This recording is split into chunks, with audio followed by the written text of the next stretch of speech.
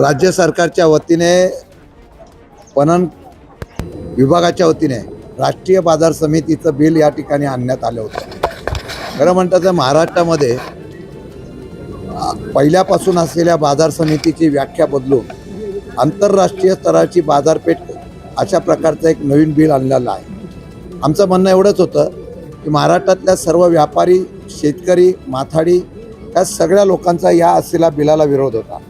पूर्वीची असलेली बाजार समितीची अवस्था मॉडेल ॲक्ट आणल्यानंतर हळूहळू त्या ठिकाणी ही अवस्था बिकट झाली होती। त्यात हे नवीन आणलेलं बिल आणल्यामुळे लोकांमध्ये महाराष्ट्रामध्ये नाराजगी होती। आज सरकारच्या वतीने हे बिल आणण्याचा प्रयत्न करत असताना आम्ही मुद्दे मांडले। हे मुद्दे मांडत असताना पूर्वीच्या असलेल्या निवडणूक प्रक्रियेला जे व्यापारी प्रतिनिधी व्यापाऱ्यांमधून निवडणूक प्रक्रियेतून येत होते, माथाडी हमाल तिथून येत होते, त्याच ठिकाणी त्यांनी माथाडी हमाल रद्द केला। पण निवडणूक प्रक्रियेच्या ऐवजी नॉमिनेट बॉडी करण्याच्या बाबतीमधला निर्णय घेतलेला होता।